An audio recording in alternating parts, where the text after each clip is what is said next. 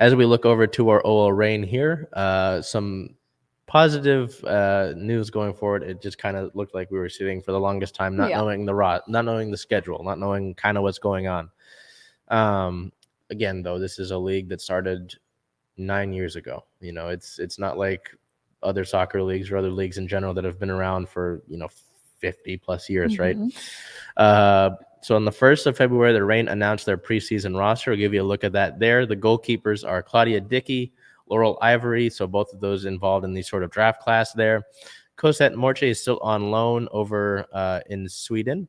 And then Fallon Tullis-Joyce is more than likely going to be your starter, the way that it looks right now. On the defensive side of it, Lauren Barnes, Ryan Brown, Alana Cook, Madison Hammond, Sam Hyatt, Sophia Huerta, Alyssa Melanson, Jimena Lopez, Phoebe McLaren, and Sinclair Miramontes all round up the defender spot, which is a busy position group there. We look over to the midfielders: Angelina, Olivia Athens, Marley Canales, NWSL MVP Jess Fishlock, Rose Lavelle, Quinn, Nikki Stanton, and Olivia Vanderjagt all round out the midfielders there. Another talented position group.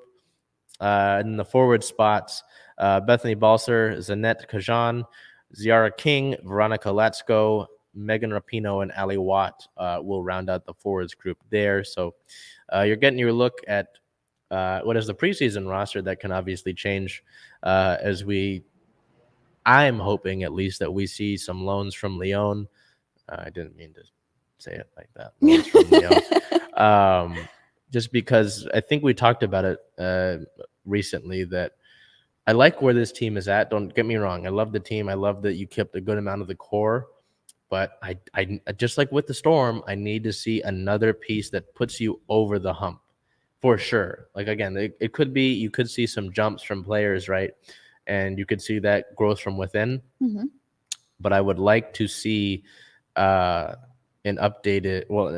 big piece come in to really cement yourself as a contender this year, Yeah. And if you don't get that, like you said, you don't know. Someone might surprise you. It could be, you get somebody from within who's able to really just take that jump and elevate you, right? But at the current time, you don't really know that. So I guess I'd want insurance is what I'm looking for here.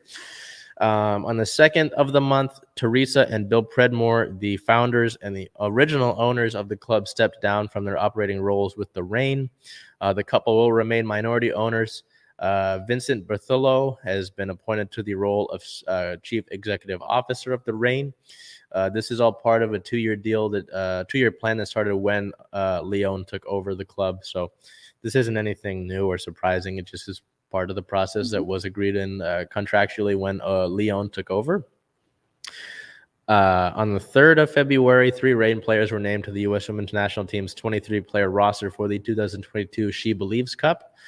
Defender Alana Cook, defender Sophia Huerta, and midfielder Rose Lavelle will all be part of that. And then the Reign announced their 2022 coaching staff.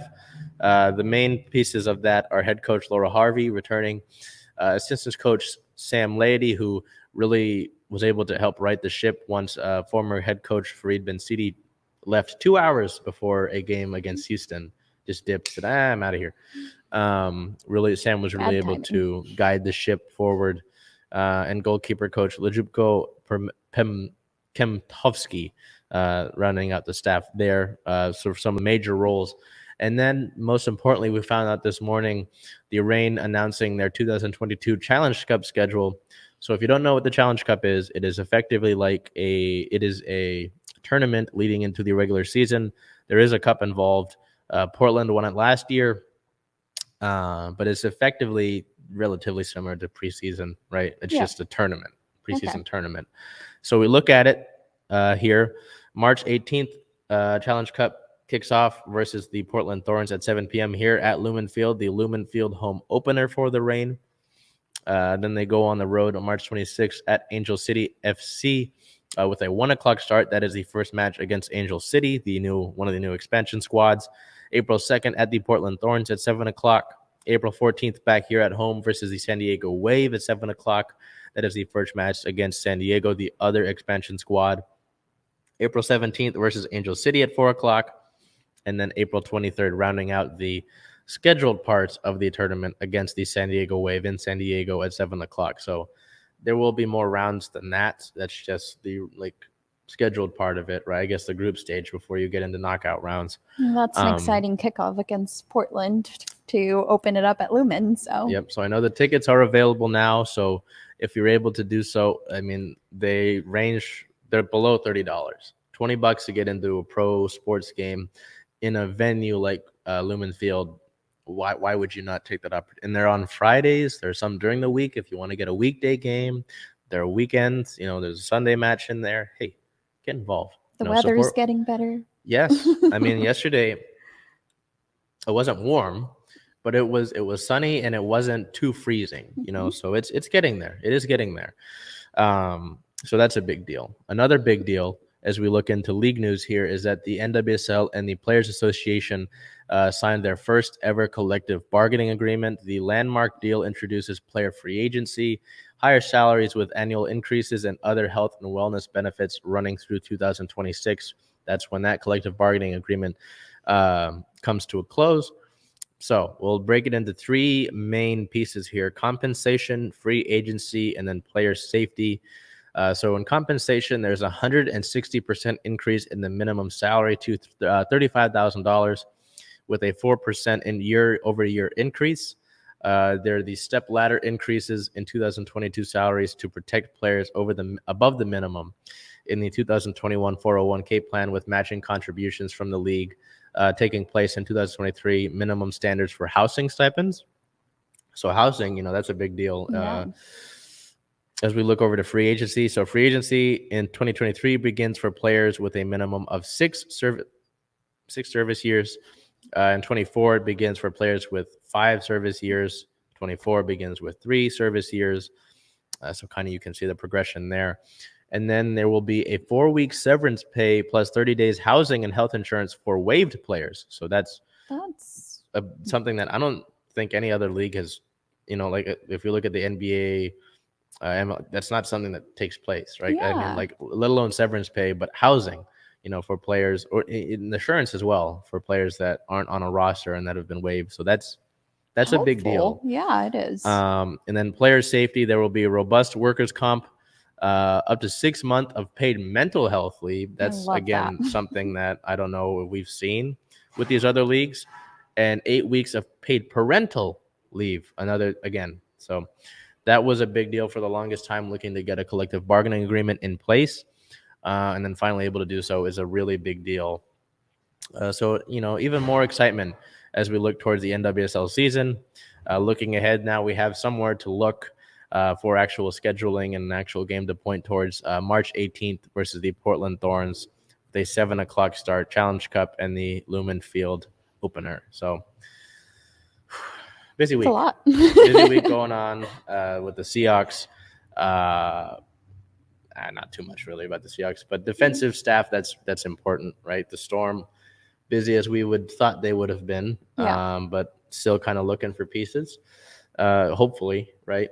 The Kraken continuing on. The Storm, Sounders not doing too much. Kraken continuing on, playing some tough games. The Reign, really a lot of news going on there. Mm-hmm. So a big week. So, Yes. If we look at it now, it's, I don't know. What do you think? Just with how things are going, how do you feel about, these teams as opposed to how you maybe felt last week? I think they're rounding out well. I'm hoping that we get some more moves from the Seahawks here, because I would like to get a little bit more on of an idea on what the moves that they're going to try to make is. But as far as the rest of our teams, it's exciting to look forward to the seasons. Yeah, an exception to the MLB because we don't know when that season will start. But with NWSL season approaching and MLS season approaching just in 10 days here, the Kraken continuing on, the Storm, that's coming up relatively soon. We still have the draft at some point. It is exciting to get back to it. You get really jazzed up about it. It's just we're in February, and February, unless your team is playing in the Super Bowl or you've got an NBA team, it's always, even the Kraken. I don't want to I don't want to put them down, but it's usually a relatively quiet month. And it would have been for the Kraken if they had gone through with the Olympic break, but NHL decided to pull that plug. But yes, it's good to get some idea of when things will be taking place in a month that is normally like the dark ages of sports here. It's like, oh, there's nothing going on. Like right now, if we didn't have the Kraken, what's going on? Off-season stuff, So yeah. um, Well, like you said, for people that have other teams like the NBA, I just wanted to give a quick shout out to Seattle native DeJounte Murray because he got named to the NBA All-Star game. He's a replacement, I believe, for Kevin Durant. So well deserved. Yeah, to see Baby Boy get that accolade was good. I mean, he's always been a relatively under the radar guy, and to see that happen he should have been an all-star firstly anyway. Yes, but good for him, right? I mean, it's just testament to the not only the Storm being in the basketball community, but the way that Seattle hoops has been around always. Yeah. I mean, we talk about it. We kind of joked around about Zach LaVine the other week. Zach LaVine, DeJounte Murray. I mean, you look at the guys on the. It doesn't mean just guys from here. It means guys that pass through here: Isaiah Thomas, Jamal Crawford, Jalen Noel, Jaden McDaniels. I mean, Kevin Porter Jr., Paulo Banchero will be in the NBA next year. Right.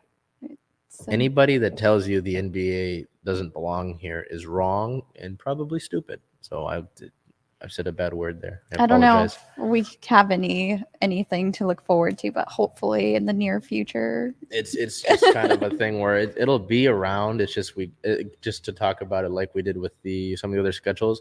It's a when thing, right? Because I know we've kind of played around with it. The NBA talked about expansion over 2020 because of the pandemic, and expansion fees are not cheap. And Seattle can do that. I know Seattle to do that. The market is absolutely there. It's just about when the NBA wants to grow up and do it. It could be this offseason. They say, hey, we're open to expansion. We got to pick the teams now. Could be, So it's just about figuring that out. But to move on and to finish, this has been the first week of February of Circling Seattle Sports on Converge. I have caught up with Bel, and I have put stickers on my laptop now, so we both have something going on here. We forgot, or maybe it was me who forgot last week, to appreciate our guy Salman behind the cameras. Yes, we did. Saul was pretty hungry, so make sure he was able to take care of himself. So good to see that, because your directors work hard. You got to make sure that they're appreciated, and that's just like, okay, set up the cameras. We appreciate Salman and everything he does. So didn't forget this week. I apologize, Saul, for forgetting that last week. And until we see you next week, it'll be Valentine's Day. It will be Valentine's Day. We're already in the 2 weeks in February. By the time we know it, we'll be in the summer. It'll be crazy. God. I might have to wear a t-shirt. It's terrible. Until we see you next time, be safe, take care, enjoy some sun if it's out, and we'll see you in a little bit.